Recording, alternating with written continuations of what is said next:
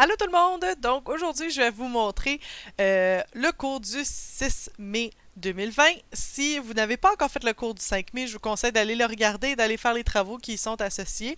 Euh, Parce que ça va vous aider, là, la compréhension du schéma narratif va vous aider pour mieux comprendre le résumé suspensif. C'est ça qu'on va voir aujourd'hui.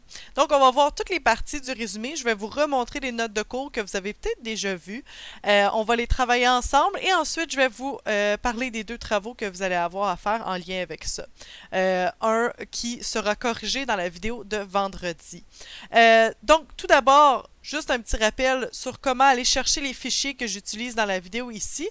Je vais vous montrer ça. Alors, si vous allez dans votre groupe, je vais prendre le groupe 17 aujourd'hui, et que vous allez dans vos devoirs, en haut ici, vous allez avoir la liste de vos devoirs.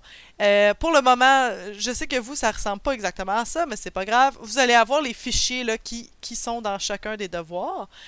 Donc, si je clique ici, par exemple, vous pouvez voir, là, les fichiers sont en bas ici. Sinon, si vous êtes perdu un peu, vous pouvez aller dans le fichier. Les fichiers seront toujours là dans la semaine du 4 mai. Vous cliquez sur 6 mai, ils y seront aussi. Alors ça va être la façon d'aller chercher les travaux. Alors, on va aller regarder les notes sur le résumé suspensif.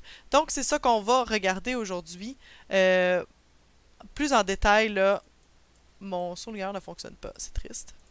Je comprends pas pourquoi. Ah, voilà, là, ça fonctionne. Donc, on va aller voir ça là, plus en détail. C'est quoi un résumé suspensif? Donc, pourquoi est-ce que c'est important de comprendre le schéma narratif? Parce qu'on l'utilise dans le résumé suspensif.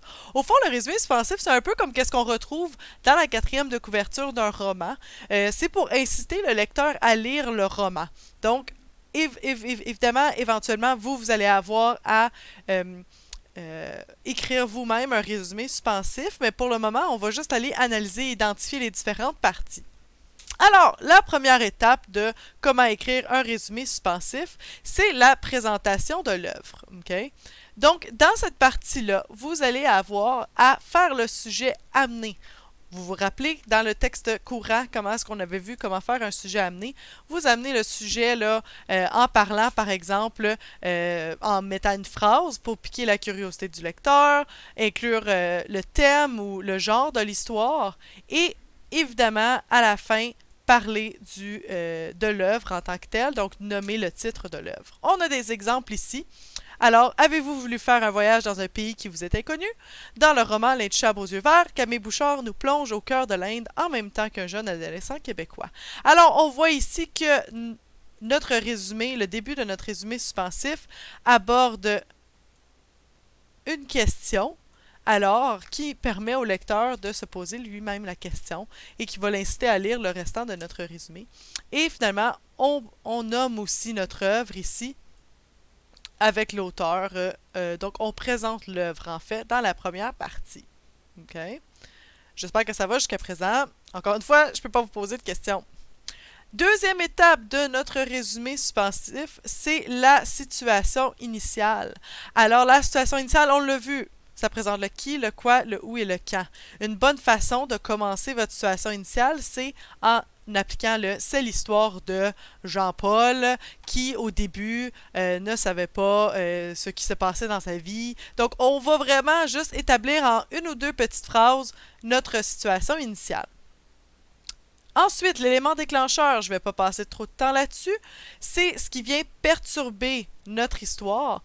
Pas besoin d'aller trop dans les détails quand parce qu'on veut garder un peu la surprise pour le lecteur aussi. Le but d'un résumé suspensif, c'est que notre lecteur veuille lire notre œuvre ou veuille voir notre œuvre, donc si c'est un film.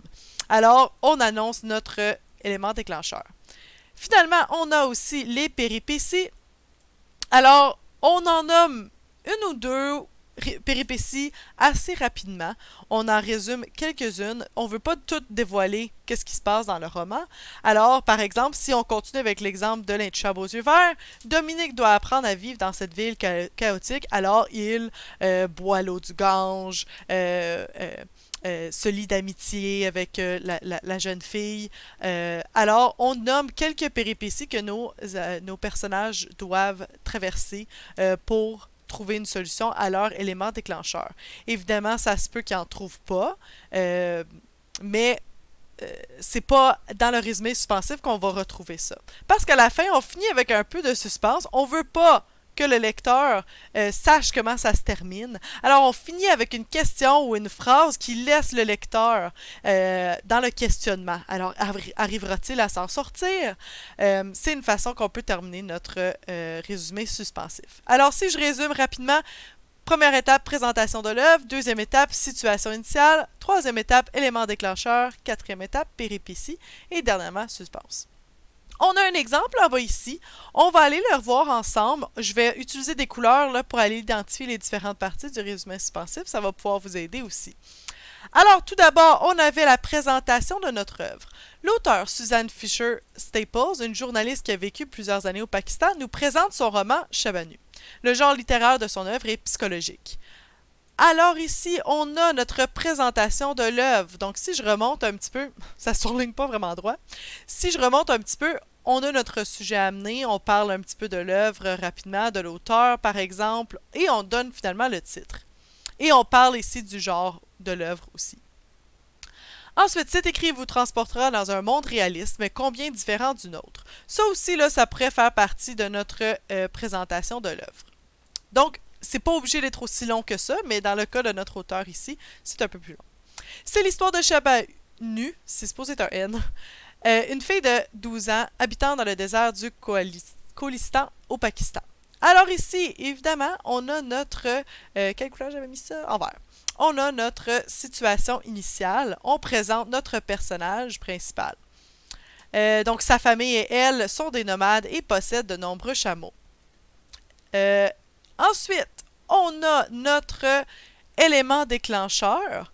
La religion s'avère omniprésente et les traditions font qu'elle doit soudainement... Alors là, on a le mot, vous le reconnaissez, d'élément déclencheur, être marié à Rahim Sahib, un homme dans la cinquantaine. Ainsi en ont décidé ses parents.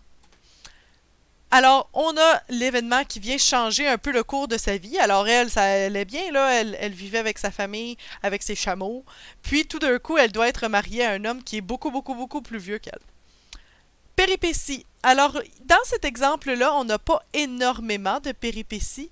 Shabanu fait tout ce qu'elle peut pour y être forcée. Pour ne pas y être forcée, excusez. Alors, on est en train de présenter ici qu'elle fait probablement plein d'actions qui vont pouvoir l'aider à s'en sortir. Et finalement, on a le suspense où est-ce qu'on pose notre question au lecteur. Devra-t-elle l'épouser ou bien réussira-t-elle à garder sa liberté? Ce roman vous amènera dans un univers riche en péripéties où le portrait de la dure vie du désert vous est brossé de façon magistrale. Alors là, on a notre dernière étape de notre résumé suspensif. Alors, comme vous pouvez voir, élément important, on n'indique pas la fin de l'histoire. On veut vraiment laisser le lecteur, comme le résumé suspensif le dit, en état de suspense, on veut savoir le restant.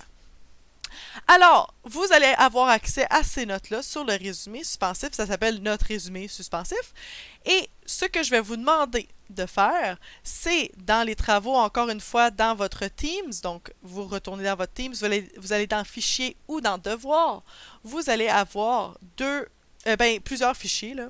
Le premier, ça va être le petit travail que vous allez faire ici.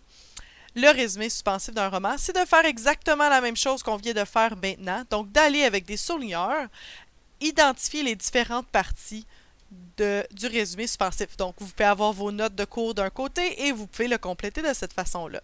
Celui-là, le corrigé, va être dans les devoirs. Donc, si je retourne ici là, dans vos devoirs, votre corrigé va être là pour vous. Donc là, ça c'est mon tableau à moi, mais votre corrigé, ça s'appelle corrigé, exercice résumé, identifier les différentes parties. Et ce devoir-là, c'est exercice résumé, identifier les différentes parties. Donc, faites-le et ensuite corrigez-vous vous-même. Trichez pas là, ok? C'est pas ça, à ça que ça sert. Ensuite, vous allez avoir un dernier exercice à faire.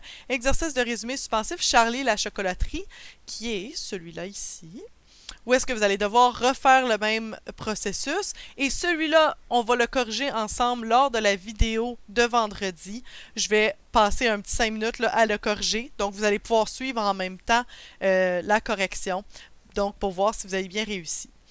Alors, j'espère que j'ai été claire. N'oubliez pas d'aller vérifier les notes de cours avec plein de couleurs maintenant, mais vous pouvez aussi aller le souligner vous-même. Vous pouvez l'imprimer aussi si vous voulez. Puis, ça va vous aider à suivre, là, puis à faire le travail. Donc, j'espère que ça a été quand même clair pour le résumé suspensif. J'espère aussi que j'ai rien oublié. N'oubliez pas, toutes les informations, toute la liste de choses à faire est dans la description de la vidéo. Puis, n'hésitez pas pour me poser des questions. Indiquez-moi quand c'est fait votre travail. Puis, on va pouvoir continuer les apprentissages dans la prochaine vidéo. Donc, j'espère que c'était clair. Puis, je vous souhaite une super bonne journée. Profitez, en tout cas, il fait soleil là aujourd'hui. Profitez-en. Bye!